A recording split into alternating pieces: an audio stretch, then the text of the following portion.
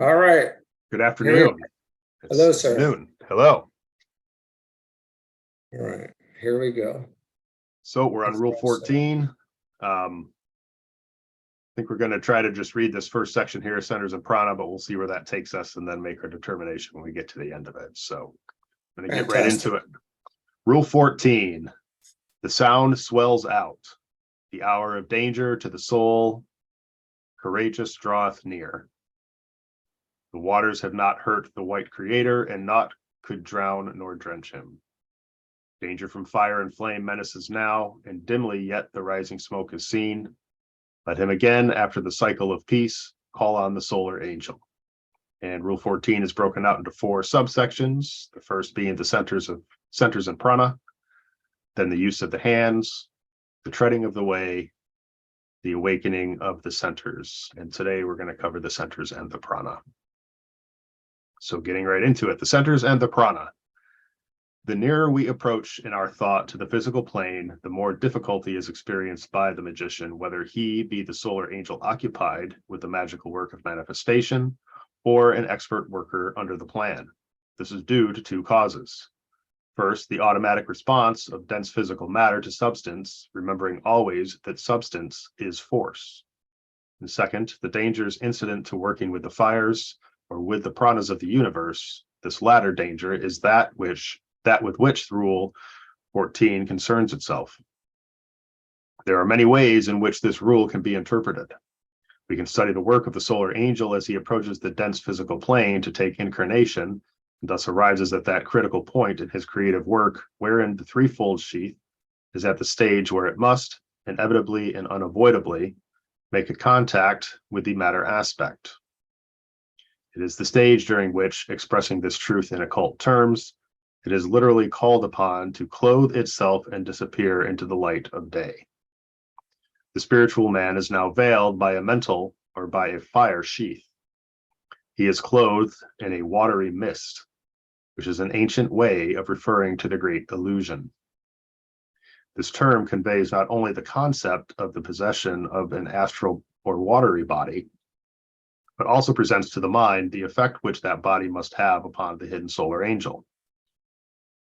The latter looks out through the fire and through the mist and sees distortion and reflection. He sees that which must mislead. Jeez. That does put it into a visual or some level of understanding there. Yeah. That is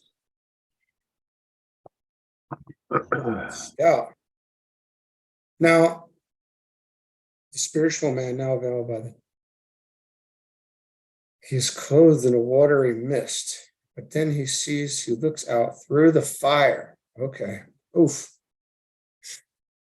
Okay, sir. I just had to get a hold of that for a second again.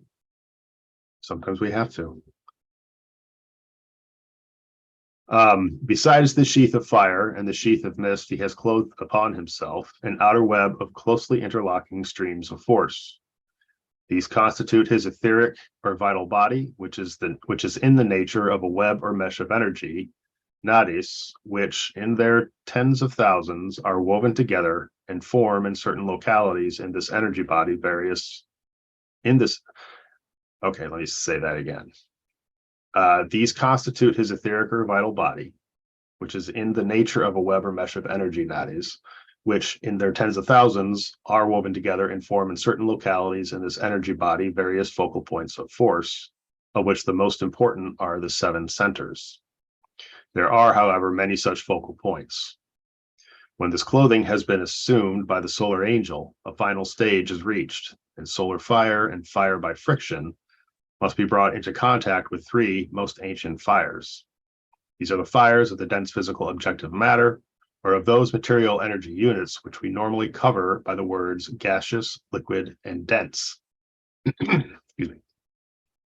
A meaningless phrase and only of use to us through its teaching of differentiation. These 3 ancient fires are an aspect of fire by friction.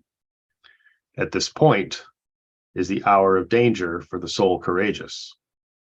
It is the hour wherein the soul must bring into at one ment the etheric body and the gaseous envelope which is the highest aspect of the dense physical sheath, the instrument of tangible organic manifestation.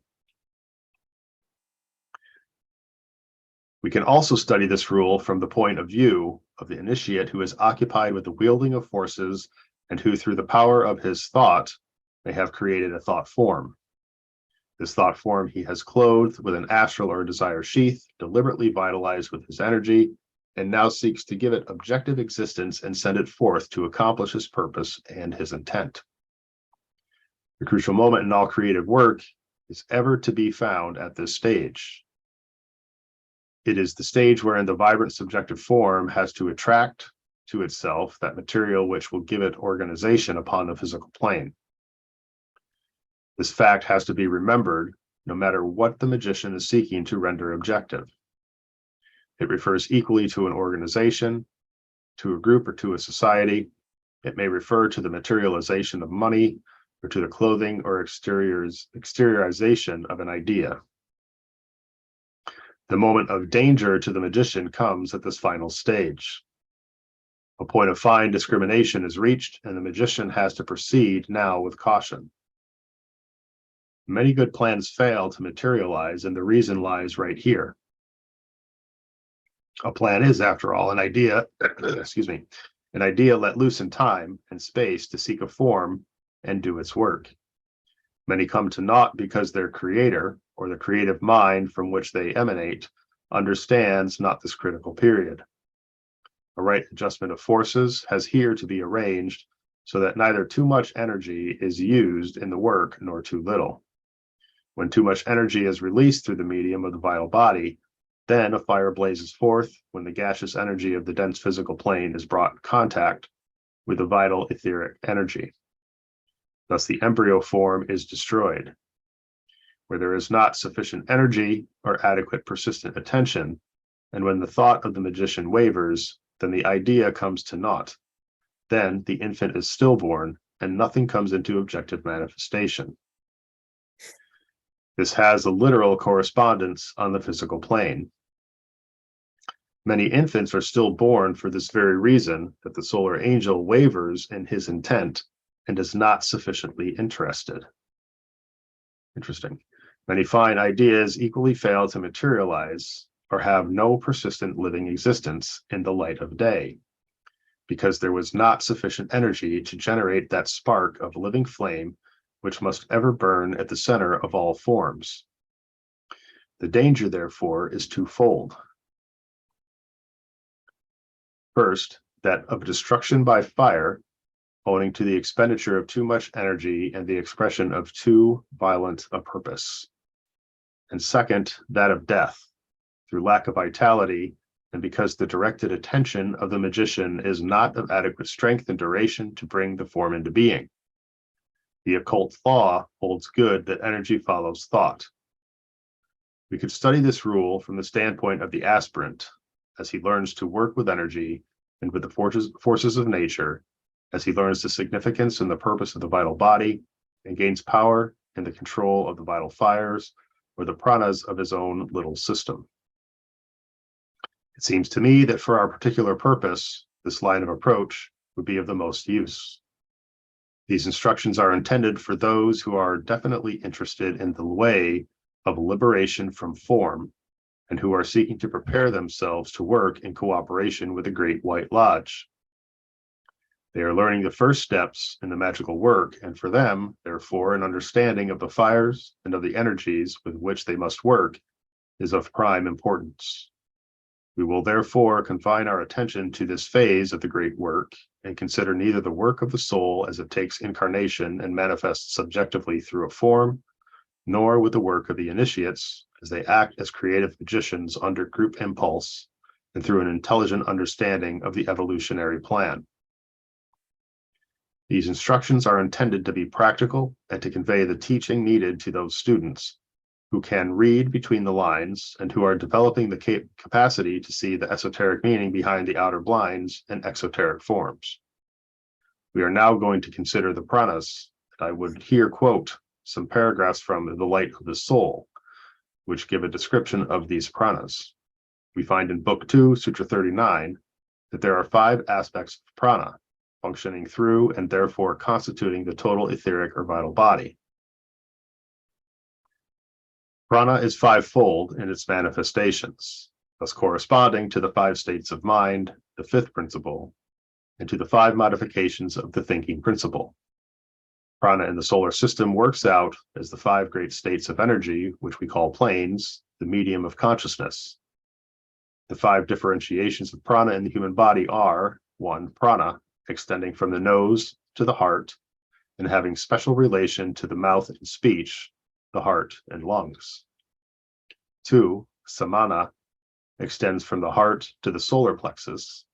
It concerns food and the nourishing of the body through the medium of food and drink, and has special relation to the stomach.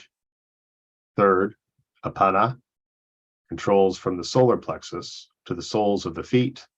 It concerns the organs of elimination, of rejection, and of birth, thus having a special relation to the organs of generation and of elimination.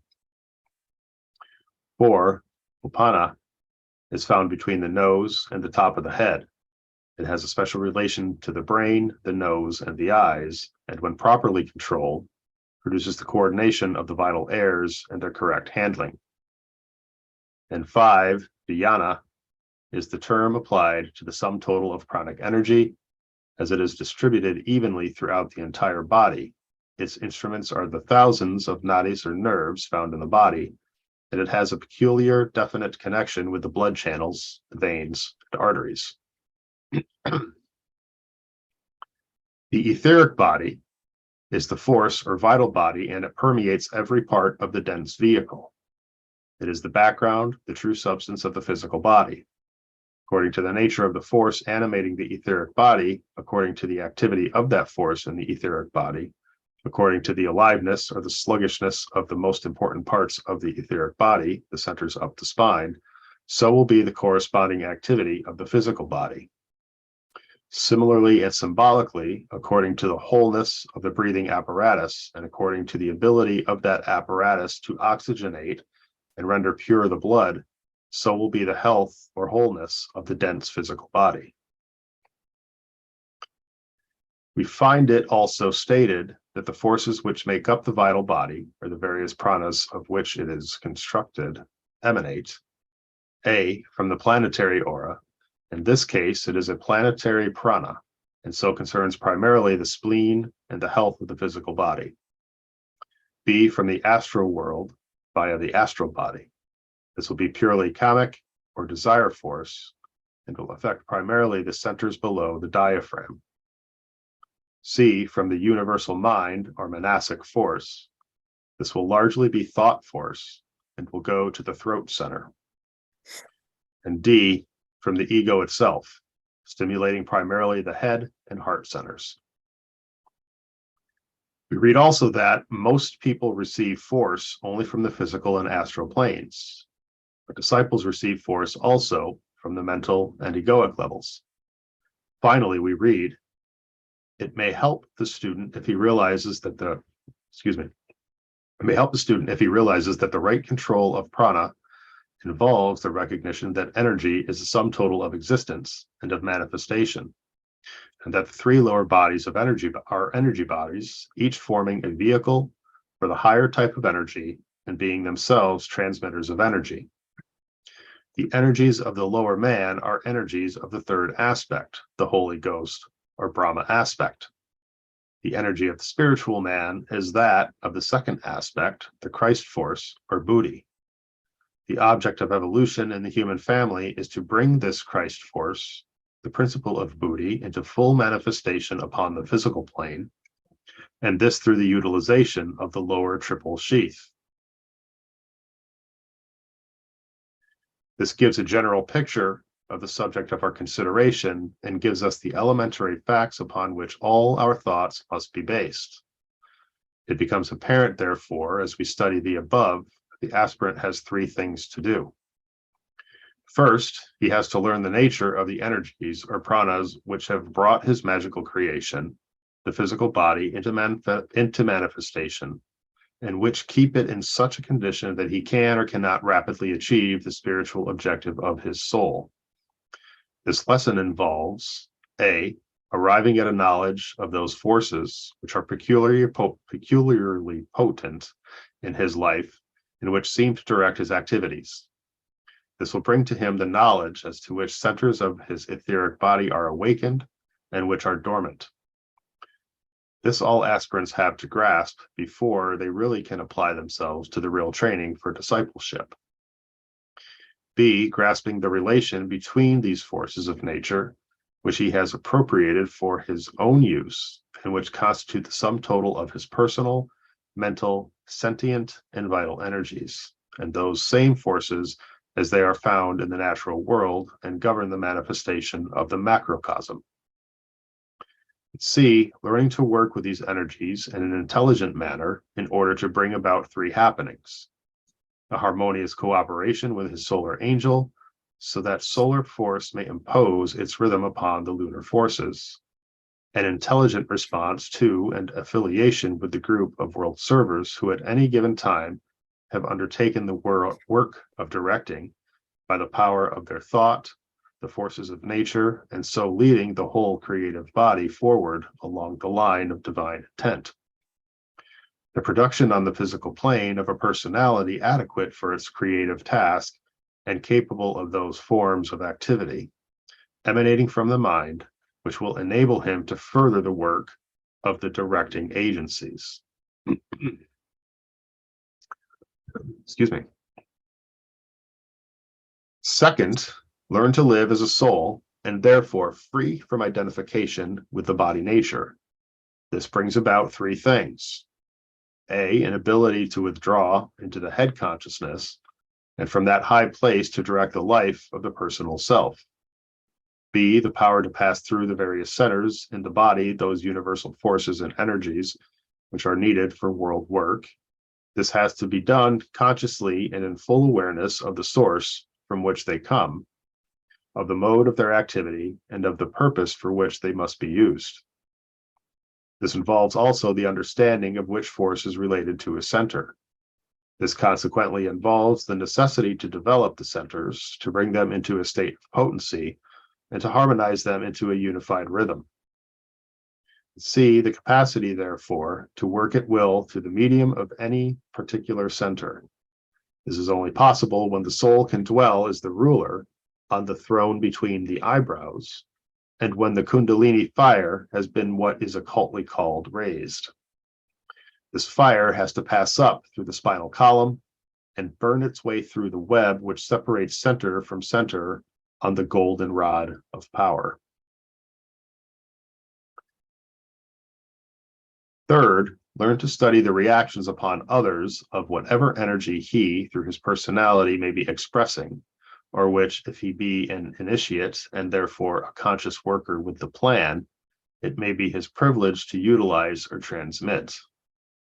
Through a close study of his personal effect upon his fellow men, as he lives amongst them, and as he thinks, speaks, and acts, he learns the nature of that type of force which may flow through him. He can arrive, therefore, at an understanding of its type, its quality, its strength, and its speed. These four words warrant consideration and elucidation. A, the type of force as used by an aspirant will indicate to him an emanating source, and a study of it will begin to signify to him the entity from which it has emanated. A knowledge of the type answers the question: along what line of energy and upon what ray is this force to be found? A close watch upon this aspect of work will soon indicate to the aspirant, one, upon what plane he himself may be working; two, the nature of his ray, egoic ray, and personality ray. Only the initiate of the third degree can ascertain his monadic ray. Third, the particular tattva which may be involved. Four, the center through which he may be transmitting the force. It will be apparent, therefore, that a study of the types of energy is of practical usefulness and will tend to leave no part of the aspirant's nature untouched. Think for a minute of the lessons which can be learned by the man who submits the energy used in verbal expression, for instance, to the scrutiny of the inner ruler, and who, after talking or after joining in the give and take of daily life, asks himself the questions rather, what was the type of energy used by me in my speech body, or my speech today? What was the force that I expended in my contacts with my fellow men? If you ask me if I can illustrate, you ask me if I can illustrate this for you. Now let me attempt to do so, and so make simple what is deemed so oft to be abstruse and difficult. Let the student inquire of himself whether the position he held mentally, and whether the words which he spoke on any particular occasion were prompted by a desire to impose his will upon his hearers. This imposition of his will could be either right or wrong. When right, it would mean that he was speaking under the impulse of his spiritual will, that his words would be in line with soul purpose and intent, and would be governed by love, and therefore would be constructive, helpful, and healing. His attitude would be one of detachment, and he would have no desire to take prisoner the mind of his brother. But if his words were prompted by self-will, and by the desire to impose his ideas upon other people, and so to shine in their presence, or to force them to agree with his conclusions, his method would then be destructive, dominating, aggressive, argumentative, forceful, rude, or irritable, according to his personality trends and inclinations. This would indicate the right or the wrong use of first-rate force. Wow, that's pretty clear cut. Yeah, it sure is. I think we see a bit of the latter going on these days, where we need to see more of the former. I could definitely see this in ourselves too. Mm-hmm. And now that we know, now we're responsible, right? So as we read this and we know this now, we should be able to see where we're talking from, and if we're wrong, we'll know we're wrong. It should be there, present all the time at this point. I mean, to be consciously aware. If we're not, we're mistaken. Right. You don't know what you know, but now we know. Right. Now this is a big deal to be responsible for something like that now. And whoever hears this, Right. and it clicks. Well, and it's right. And I would imagine that anyone that's hearing this has found their way to this, and so they're at a level where they would have some level of understanding to what we're talking about here. Well, it's kind of, we had talked about earlier, dude, we were talking about being, charismatic and whatnot. Right. We talked about what was that book? How to Win Friends and Influence People. Mm-hmm. If you're trying to shine in their presence. That is the latter here. It's the wrong use. That's the wrong use of it, right? If you're trying to be charismatic and change the energy of the environment and this and that, and get people to submit to your kind of whatever you got going on, yeah, this is all wrong use, man. Right. So yeah, once you become conscious of that, it's a matter of, well, you need to be careful about how you're approaching these situations, I guess. And do it for the right reasons, and not for your own, or if you're talking from status setting purpose, right? It's governed by love, and therefore will be constructive, helpful, and healing. If you have a detached attitude towards it and don't desire to take prisoners of the mind of your brother, then that's the right use.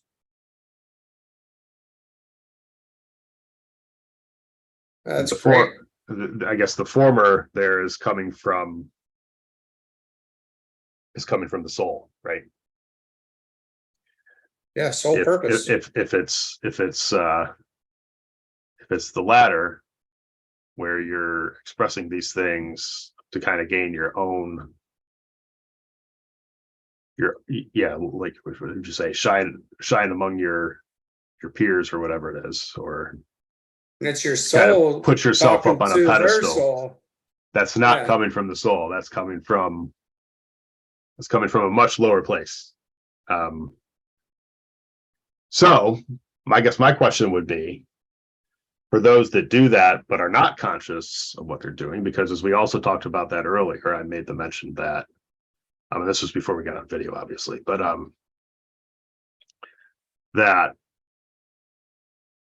the vision that's often projected, or not the vision, the way to succeed, so to speak, in these external factors that we're conditioned in basically our entire lives of how to succeed. And because you talked about that book as a good example, it's like there's materials, gobs of materials out there that kind of convey this stuff in that frame. But as you and I now know, that's the dark magic side of it, right? That's really working to attain these things for very selfish purposes. And this all needs to be a selfless approach. And so my point is, for the people that aren't conscious, because they've just been ignorant in the fact that this is the way that you have to succeed, because this is the fruit du jour that's out there, so to speak, of how to gain success and things like that. What does that mean for them, that they're not conscious of what they're actually doing? Yeah, I think they're just operating in a lower dimension, right? Right. Or limited in it. And it's not a problem. It's not our problem, I guess, is what my thought. It's only becomes an issue when you are aware of it and you're trying to move into a higher place. Mm-hmm. Now, would it be up to folks like us to help nudge them along the way to get them towards that higher place, or is that something they really truly need to work through and come to an understanding on their own? Yeah. I think because those folks obviously aren't watching these videos because they're not looking for this type of material yet. I think the best we can do is right here, and just come from a place of love and right, with constructive, helpful, and healing energies. Well, that goes back to this imposition of we're operating in two different. Yeah, you can't go wrong with this, right? Like we can't go wrong by taking this attitude here. Mm-hmm. You can't be wrong by being detached and just always being helpful. Mm-hmm. And I remember I took those notes from Carla, and she had said to always be positive when you're trying to bring things together, right? When you're trying to bring two things together, and then always showcase the positive. No apologizing, but not placing any blame. You don't need to apologize, but you also don't place any blame. And then be harmlessness, but also be willing to hear. And then, it's just, I think it's more about the place that we're coming from. If we're coming from that place, the higher, I don't want to say the higher, from the soul, then that's what it's going to be, more or less, right? Mm-hmm. If you're acting healing and constructive and helpful, that's where you're coming from. You're not trying to be helpful, healing, and constructive.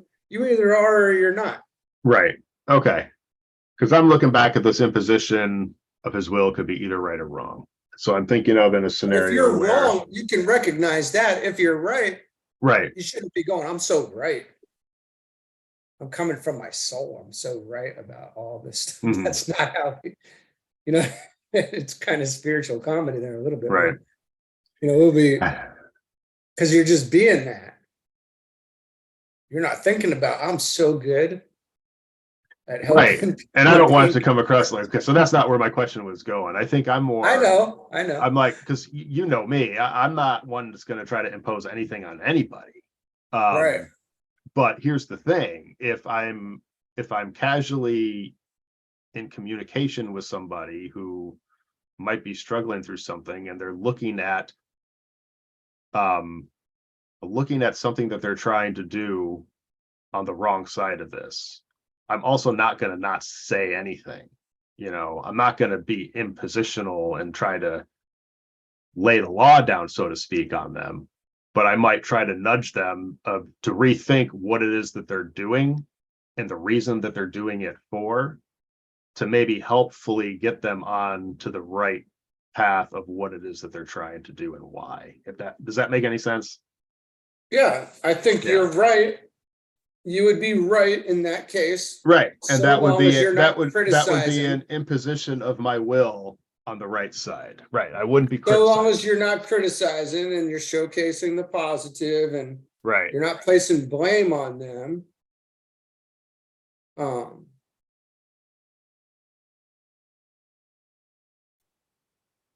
Yeah, you'd be right. I mean, that would be the proper use of first ray Yeah. force. It can be difficult to do sometimes without being judgmental, but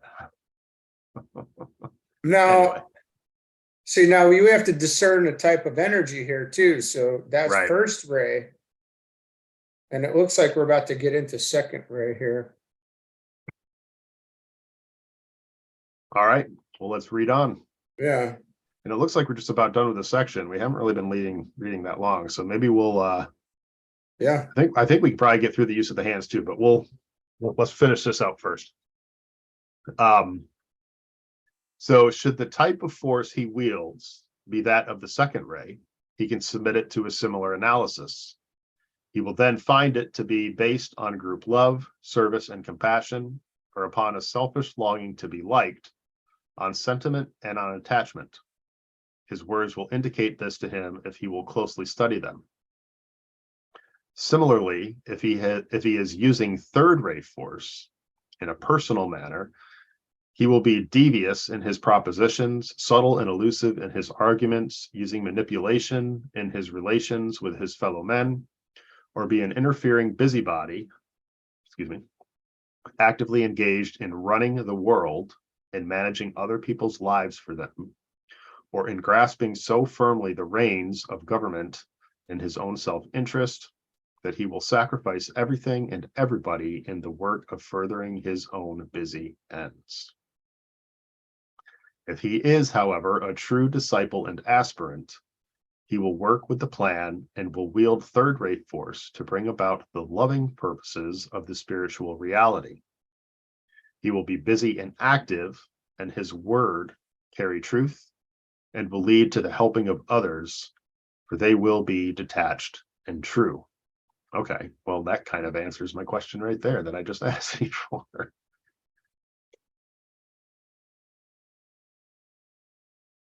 You know, I think it's just a matter of not wanting any, not looking for any personal benefit out of Right. any of this, and always looking for towards the best interest. Yeah. Of the whole, or that, that soul.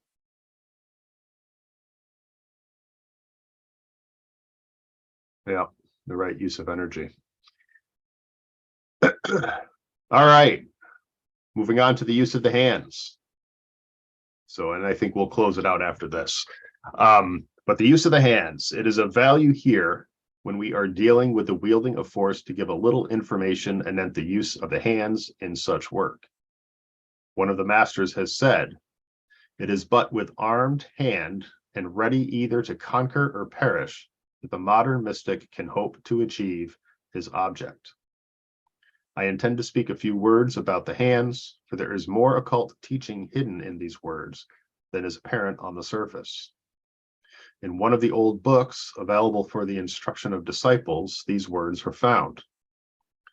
The armed hand is an empty hand, and this protects its possessor from the accusations of his enemies.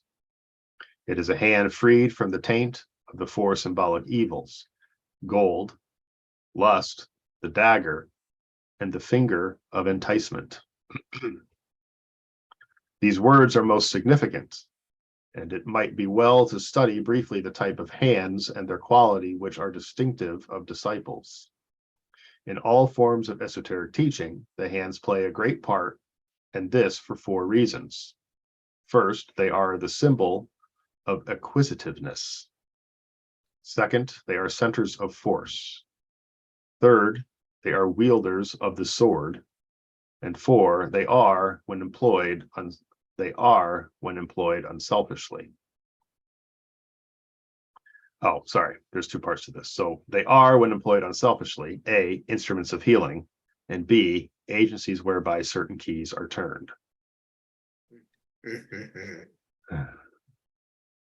Viewing them as symbols of acquisitiveness, it must be remembered that in the average man, they are employed to grasp and to hold, and to acquire that which the man wants for himself and for the satisfaction of his selfish desire.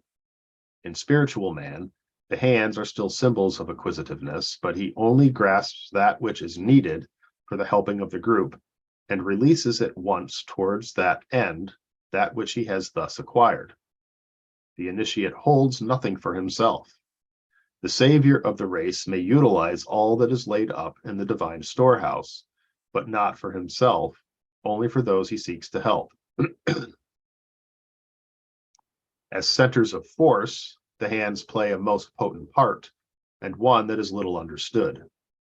It is an occult fact that the hands of a disciple, once he has acquired that acquisitiveness which is based on unselfish group work, become transmitters of spiritual energy. The laying on of hands is no idle phrase, nor confined solely to the operations of the episcopate of any faith. The occult laying on of hands can be studied in four aspects. One, in healing. In this case, the force which flows through the hands comes from a dual source and via two etheric centers, the spleen and the heart. Two, in the stimulation of any specific center. The energy employed in this case comes from the base of the spine and the throat and must be accompanied by appropriate words. Third, in the work of linking a man up with his ego. The force used here must be received from three etheric centers: the solar plexus, the heart, and the center between the eyebrows. And four, in group work.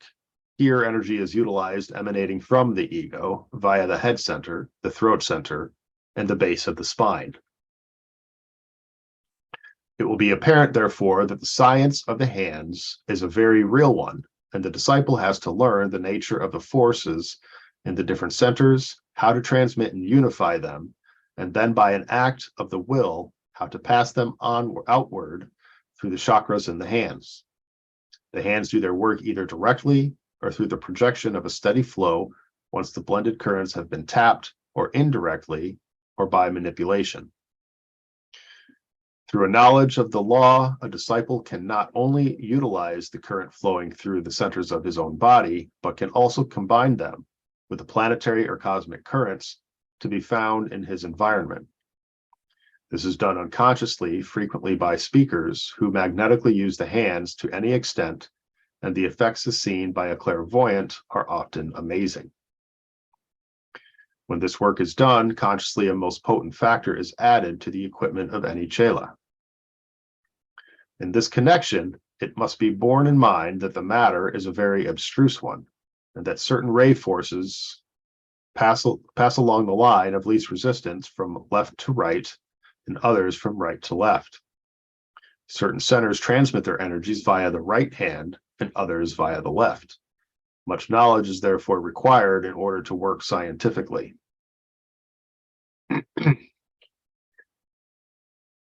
Oh, I went too far. I have no time to take up in detail the meaning of the hands as they wield the sword, save to point out that the sword as a symbol stands for many things.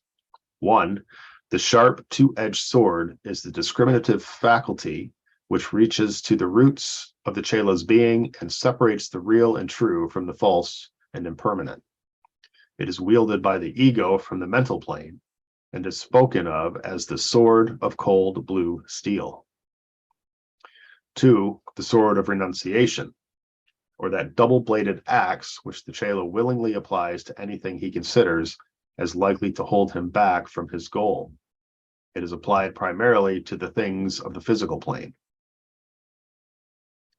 And 3rd, the sword of the spirit is that weapon which, in the hands of the disciple, cuts down before the eyes of the group he is serving the obstacles which stand in the way of group progress. It is only wielded safely by those who have trained their arms to wield the other swords, and in the hands of an initiate is a most potent factor. The old commentary, to which reference has been oft times made, says, "The steel is needed for the transmission of the fire. When the force of the inner man is coupled with the energy transmitted through the chakras of the palms, it passeth down the shining blade and blendeth with the force of the one who is the all. Thus the plan is consummated." And thus it might be added is the energy of the unit augmented by the force of the greater whole. It is said in the occult books, and likewise in the secret doctrine, that all initiates must be healers. Therefore, that all initiates use the palms of the hands in the work of healing. Only those, therefore, who have wielded the sword dare lay the sword down and stand with empty hands uplifted in blessing. Only the armed hand can safely be used in the work of salvation. Only those who have taken the kingdom of heaven by force, and who are occultly known as the violent ones, can take the heavenly supply and use it in the work of healing. This should be carefully borne in mind. The true healing force can only flow through those who in some degree, either directly by right of initiation or of advanced discipleship, or indirectly as being used on the inner side by some adept or advanced healer, are linked with the hierarchy. A man should know his status before he can rightly heal. This does not apply to those healers who are unconscious workers, being powerful transmitters of prana or solar vitality. Their name is legion, and they do much good, even though at times the energy they transmit serves to stimulate wrongly. As regards the use of the hands in turning keys, I will simply give a hint. Only those hands can turn the key in the door of initiation who have learnt the art of the centers, the significance of the hands in service, the wielding of the swords, and the 4 positions in which the hands are held in group service. Study, therefore, the type force which you usually wield, know along what line of ray energy it comes, and so arrive at a truer knowledge of yourself and of your own inner capacities, and ascertain likewise what type of energy you may lack and how your equipment can be duly rounded out. B, the quality of the force used is necessarily dependent upon the ray from which it may emanate. You ask me to differentiate between the words type and quality. I would say that the type of force indicates the life aspect, whilst the quality indicates the consciousness aspect, and that both of them are aspects of the entity or the being who is the embodiment of a ray. The type will manifest primarily through what we might call dynamic direction and through its power to produce an effect. This has, of course, to be coupled to right quality and skill in action. The quality will be indicated more by its power of attractive approach. It has in it more of the magnetic aspect than the type has. Students can arrive at the quality of the force they may be using by noticing what they attract themselves, both in circumstances and people, and in the reactions which people show to what the student may say or do. In the type, there is a preponderance of the will aspect. In the quality, the desire aspect is primarily to be found. It is profoundly true that according to a man's desires, so will be the forms of life which he will, like a magnet, attract to himself.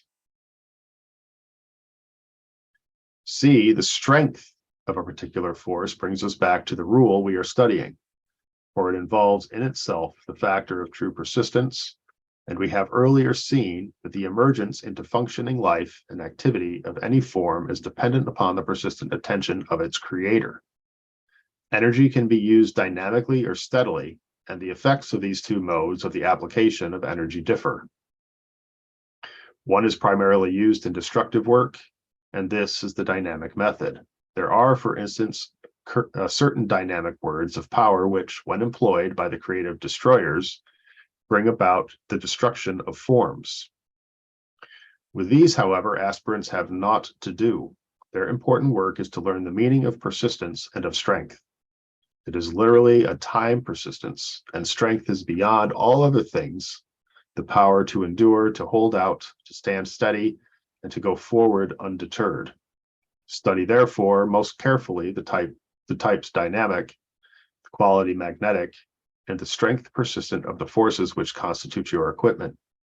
When you can wield either destructively or constructively, either selfishly or selflessly, or in line with the plan universal, or the plan selfish and personal, then you will work consciously and will knowingly tread the right or the left-hand path.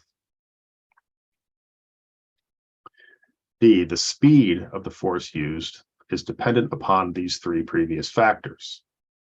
Speed in this sense has no essential relation to time, though it is hard to find another word to use in the place of speed. It relates to the world of effects as they emanate from the world of causes. It has perhaps essentially a relation to truth, for the truer an impulse is, and the clearer the understanding of the subjective purpose, so will the right direction and the impact of the force follow automatically. Perhaps speed would be more correctly translated by the words correct direction. For where there is correct direction, true orientation, exact understanding of purpose, and recognition of the type of force required, then there is an instantaneous effect. When the soul has registered the desired quality and possesses the strength of the timeless one, and the persistence of the one who is from the beginning, the process of force expression and the relation between cause and effect is spontaneous and simultaneous and not sequential. This can scarcely be understood by those who have not yet the consciousness of the eternal now. But the spontaneous and simultaneous effect is the clue to the entire magical work, and in these four words, type, quality, strength, and speed, the story of the work of a white magician is told. But more I dare not give, and it is not permitted to me to speak more clearly. Few are yet fitted to be magicians, and few, perhaps fortunately, have as yet all the seven centers awakened so that they can work freely on the seven planes and with the seven types of the seven ray energies. I would point out that these four aspects of energy can be studied by the aspirant in his own nature. On the physical plane, he is apparently the initiating cause, and as he works with these energies, they will call forth a response and a reaction from those who feel the impact of them and who demonstrate their effect. It is true, therefore, is it not, that we work and live in a world of forces? We need no distant field or special domain in which to live and learn and work, for we dwell in a world of force and energy. We are ourselves constituted of force and energy, or force or energy units, and we wield force knowingly or unknowingly throughout the 24 hours of the day. The field, or our occult training, is the field of the world and the world of our peculiar circumstances and environment. And that concludes the use of the hands.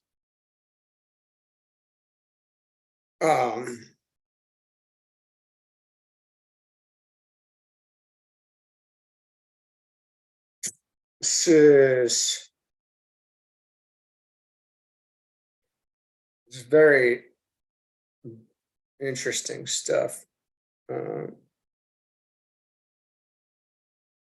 I've studied some of this more deeply with the Rosicrucians do healing, and Mhm. essentially you learn to heal yourself first, and you do it all the work inside your own being before you would consider going outside, trying to do it on somebody else, because it's and where I was going with that is, if you have an ailment that requires the calming of the cells around it, what you don't want to do is add energy to it, right? Right. So it can be very dangerous, and that's why it up to a point, I want to say it's best to let it go. If it's meant to be healed, and this is something that I'm reading in Life and Teachings of the Masters of the Far East right now, just your presence there, and if you're open, and do you have the intent of healing, and the energy will come through you, and it will go to where it needs to go. Mm. Until we get to that point where he's talking about, where we're actually aware. And then these healers that he's talking about, this is a highly evolved thing. This is deep stuff, man. To know elements and centers, that's until you can really see etherically, I want to say as well, you wouldn't know what is actually ailing somebody, or the origination of it, right? So there's all these different aspects to this. And that's why, and I know he does say it's a dangerous thing. It is, but I want to say, that the energy flows through the hands. You can know this in your own. I know this. I know that. I don't know what the ins and outs of it. I know it's coming through. I can feel it. You can feel the energy coming through the palms of the hands, especially when you raise your vibration. If you raise your vibration up, you can feel it coming right out. It's there. Yes, it is.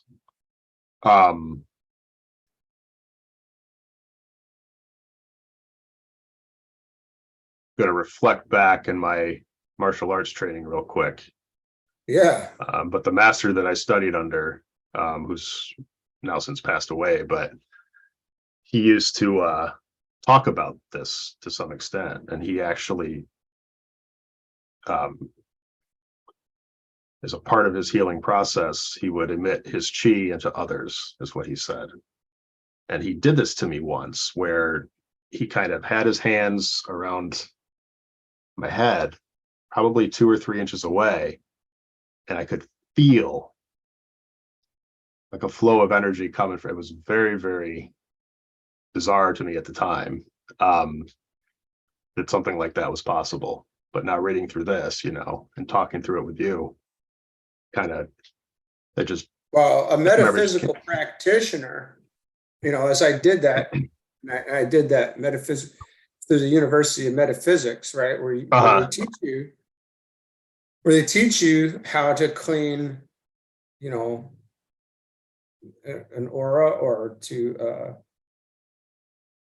I must say, so much healing. I guess because it's like sweeping the body, like you sweeping energy away, like and then there's you do it a certain numbers of times, and then, but that's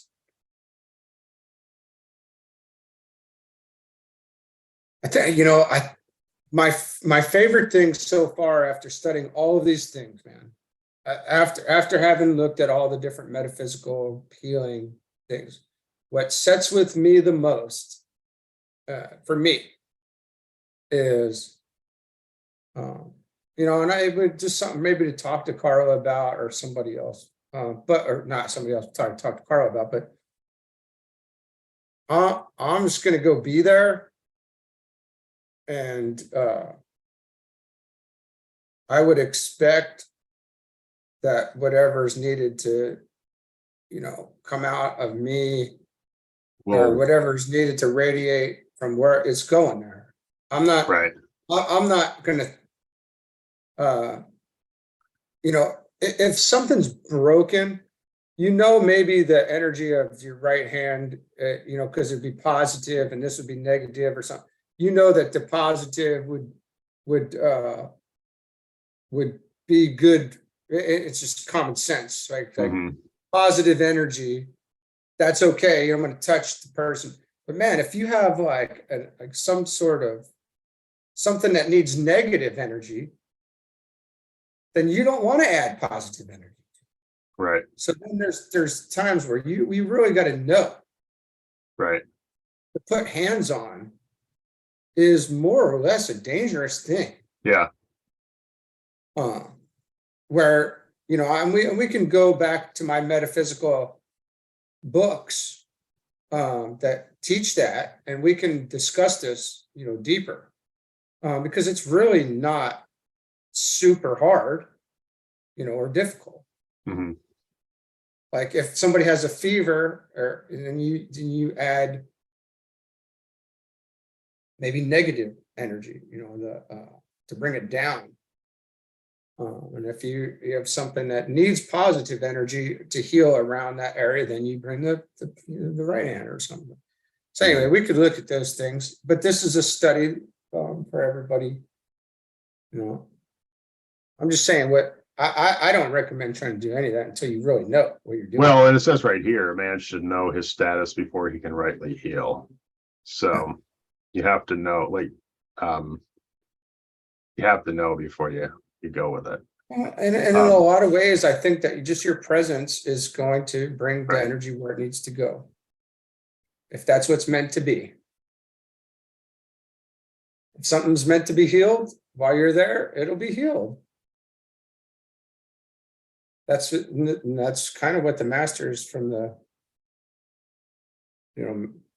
teaching says. So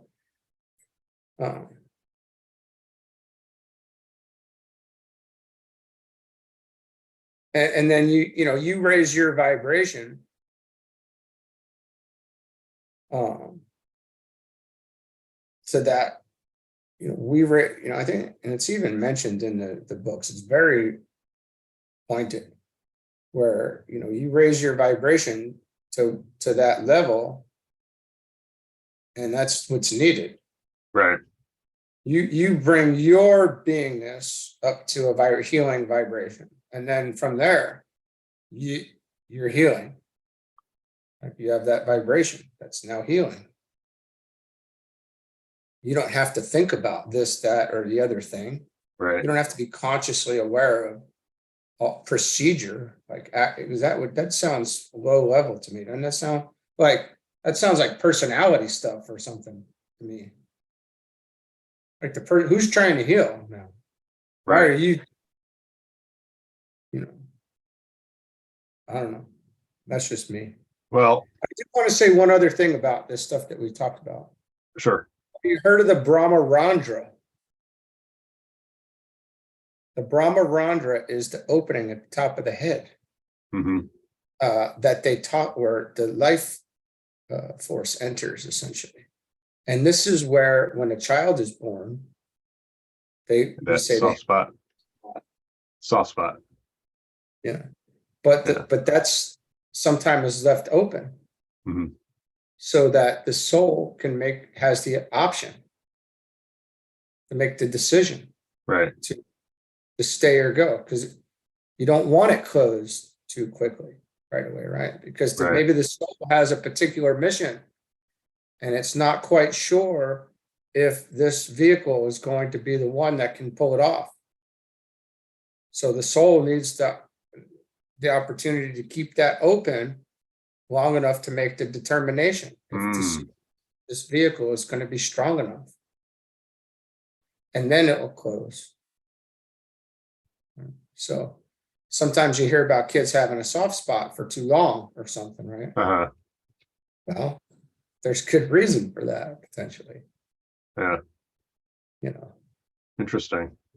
Yeah, because Yeah, sometimes they can last like up to a year, I think, or yeah, same. well, Yeah, yeah, man. I mean, well, that might be a critical life for that vehicle, you know, or yeah. that's for that's wanted to make sure that that was going to be sufficient. That's interesting. I never Yeah, it is. never really I've read that somewhere before. I don't remember where, but I never really gave it much thought again until you just brought it up. I mean, all these things, man, it's just crazy. Yeah. Um, Going back real quick to the conversation we were having about healers though, and the use of the hands, and how you need to be careful with it.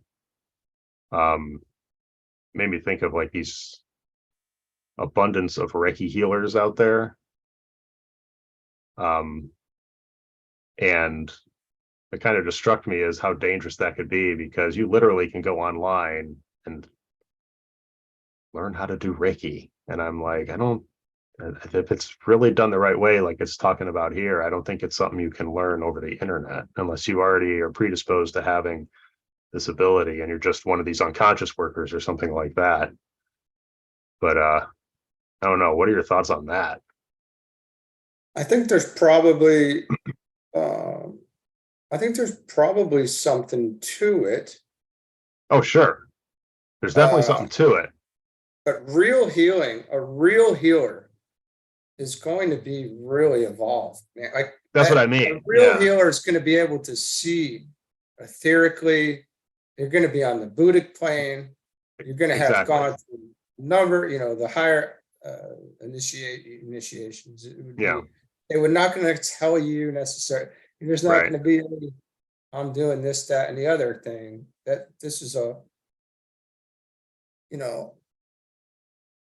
and then, and I don't have the words, man, for what I'm trying to get across in this point, but you do the things at these higher levels. You're not thinking about it. They're happening. Right. You're not So there could thinking. be a an unconscious evolved um individual. It's instantaneous stuff. Um These things are not in time at the higher levels of it. right. I just It just made me think though that, so yeah, and I get, yes, there's, in order for someone to really do this, they'd have to be highly evolved. Um and my point was, I don't think you're going to get that through taking a few courses on the internet. I mean, how many of Unless, those people's all of their seven chakras are open, blasting, and they're consciously right, aware of it? right. And I just think it's a bit of a dangerous game for things like that to be out there and kind of marketing that anybody can do this, when, as you and I know, and after just reading through this, that not just anybody can do that. It's there takes a high level of evolution before someone can actually do that. I have no judgment on it one way or Yeah, another. that's Actually, true. We can't judge I either. just, So I just don't even know what. Uh, I don't know, man. I know it's not for me, for this guy. You know, all right. Yeah. I tend to just feel like love is the answer there in a lot of ways. Hmm. Like just pure love, man. And if that's the will, and then that if the will is for whatever it is to be healed in your being around you in your environment, then certainly it will. I just Right. can't see it being any other way. Like, why do I need to? I don't feel like I need to put my hands on you to heal anybody. I don't see that being the case. That would be at some point. That sounds like a limitation to me, and I'm really at the point where I don't accept that. Now, right or wrong, I'm not accepting that limitation. So the thought is, I'm not even praying for you or anybody at this point. I'm not praying. If it's the will of the Father, then it's the will of the Father. If it's not, then it's not, right? I mean, and sometimes I think, honestly, things are going to heal faster just because your vibration is higher. And you fill in, and I've had this conversations with Carl a bit, right? You have this dis-ease in your environment or in your beingness. Well, energy is what fills it in. Like higher energy is what fills in it's a lack. So if you have a dis-ease, there's a lack there of something, energy, vibration, love, whatever, how you want to qualify that or whatever. And if you fill that in, then it's not there anymore. So, and in your environment, you're probably walking around filling in energy in places where it's lacking. And it's raising that entire environment up to a place of content and peace and probably, a very comfortable environment, I would say, at this point. Am I wrong? I mean, my environment's rather comfortable. And it's not just like a mistake or anything. It is comfortable. It's healing. It's a healing environment. There's really no negativity. I don't know, man. It's beautiful. So that's just, there's no thought on these things really. I'm not thinking about it. How about that? I don't know. Right. Huh. Yeah. It's quiet. And I just assume it's just there. It's going to fill in. So, all right, man. So I think we can call it a wrap there for this go. And then we'll pick up on the treading of the way and probably make it through the rest of Rule 14 next time, because I don't think we have too many pages left. So we're nearing the end. oh boy, it'll be interesting to see where it goes from here. It's going to be a bittersweet day. Yeah, we'll get started on something that's awesome. Yes, definitely. We'll start some new material at that point, but let's get through this one first. So, all right. I'm going to stop. See you soon.